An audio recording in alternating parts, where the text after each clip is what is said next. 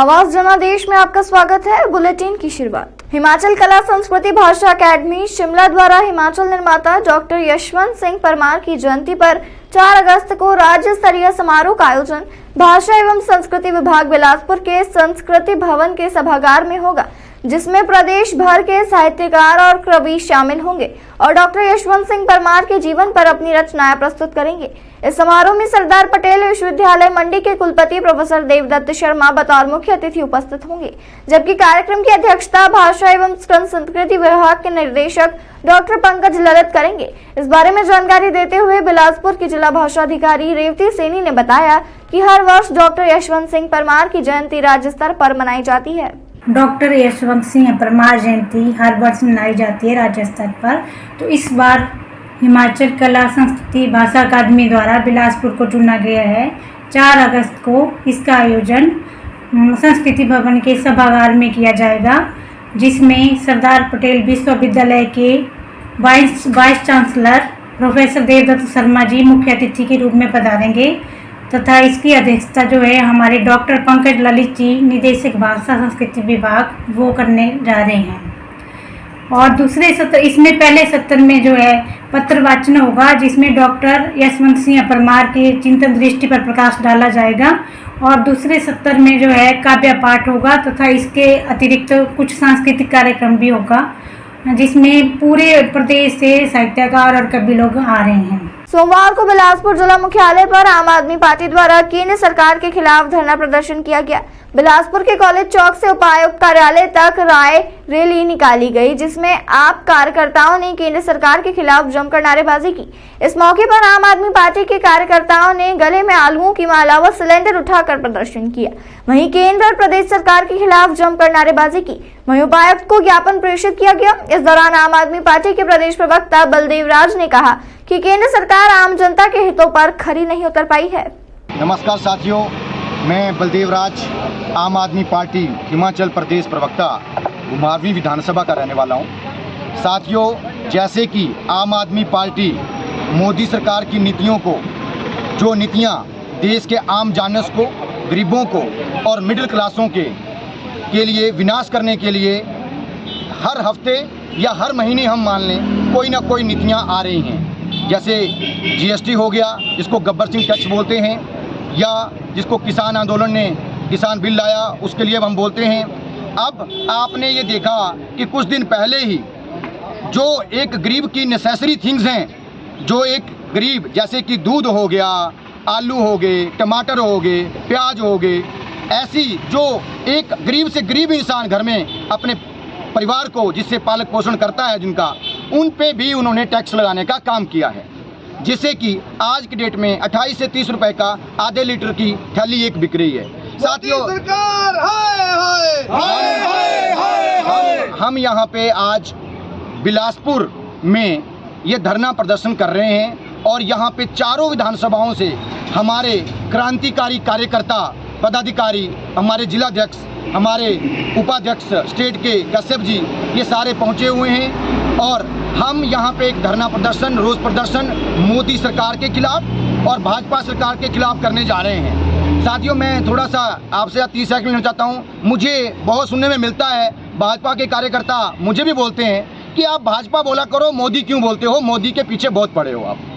तो मैंने उनको जब मैंने बोला जब आप 2014 के या 2019 के आप सारे यदि पोस्टर निकालेंगे या सारी मीडिया निकालेंगे, आपको 99% क्या दिखेगा? फिर एक बार मोदी सरकार, अब की बार मोदी सरकार, कहीं ये नहीं दिखेगा अब की बार भाजपा सरकार। तो हम कैसे बोल दें कि भाजपा सरकार? हम तो यही बोलते हैं कि भाजपा सरकार तो मुर्दाबाद है ही, लेकिन मोदी सरकार, जो नरेंद्र मोदी जी हैं, जिस तरीके से देश को बेचने का काम कर रहे हैं, जिस तरीके से देश में महंगाई बढ़ रही है और हिमाचल के लोग जो इकोनॉमिकली भी इतना स्ट्रांग नहीं है, राइट? तो आप 30 रुपए की यदि थैली है तो आप सोचिए कि यदि 2 बच्चों को 2 लीटर 2 किलो दूध भी वो यदि पिलाएगा और चाय बनाएगा तो आप देखिए महीने का खर्चा कितना हुआ उसका। यदि वो रेंट पे रहेगा तो महीने का खर्चा कितना हुआ उसका। यदि उसने राशन खरीदा तो महीने का खर्चा कितना हुआ उसका।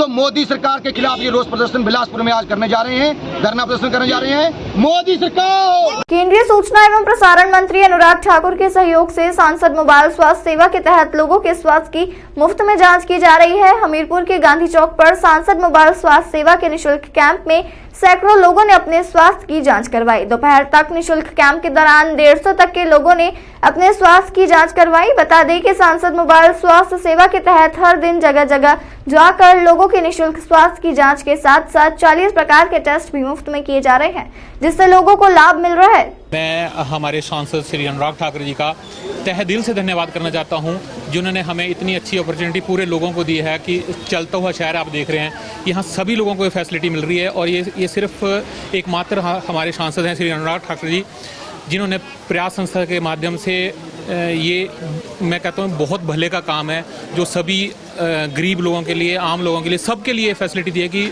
जितने भी टेस्ट हो रहे हैं सारे फ्री ऑफ कॉस्ट हो रहे हैं, दवाइयाँ सारी फ्री मिल रही हैं। तो मैं अपने अनुराग ठाकुर जी का, अपने सांसद श्रीमान अनुराग ठाकुर जी का तहे दिल से धन्यवाद करता हूं और पूरे व्यापार मंडल की तरफ से उनका बहुत बहुत धन्यवाद करता हूं कि जिन्होंने ये सुविधा सभी लोगों के लिए मुफ्त में प्रोवाइड कराई है। तो मैं उनका तहे दिल से धन्यवाद करता हूं। आईडीएस रक्षा लेखा विभाग पश्चिमी कमान चंडीगढ़ के प्रधान नियंत्रक रक्षा लेखा विभाग में 34 वर्ष पूरे करने के बाद शुक्रवार को डीआर नेगी सेवानिवृत्त हो गए। उनका जन्म जिला किन्नौर के पह गांव में हुआ। किन्नौर हिमाचल प्रदेश के सबसे कठिन इलाकों में से एक है।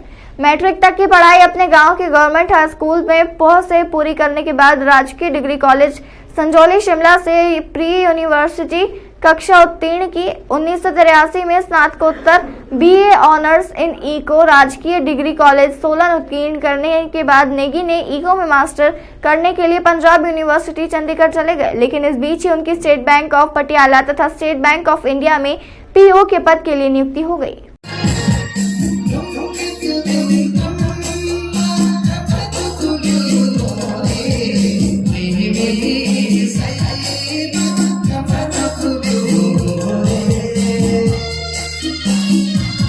मुख्यमंत्री शिवराज सिंह चौहान ने श्रावण माह के तीसरे सोमवार की बधाई देते हुए प्रदेश के शासकीय कर्मचारियों के महंगाई भत्ता बढ़ाने की महत्वपूर्ण घोषणा की।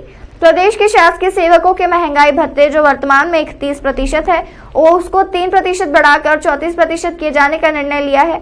यह महंगाई भत्ता केंद्र सरकार के शासकीय सेवकों के बराबर होगा। बढ़ा हुआ महंगाई भत्ता अगस्त के वेतन से जो माह सितंबर में भुगतान होगा से दिया जाएगा। इस निर्णय से इस वित्तीय वर्ष में लगभग रुपए 625 करोड़ का अतिरिक्त वित्तीय भार आएगा। आज श्रावण के महीने का तीसरा सोमवार है। भगवान भोलेनाथ के दर्शन करने मैं भी जा रहा हूं।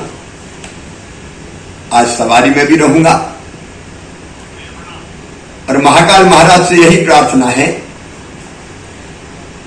कि सुख समृद्धि और रिद्धि सिद्धि मध्य प्रदेश की जनता की जिंदगी में आए।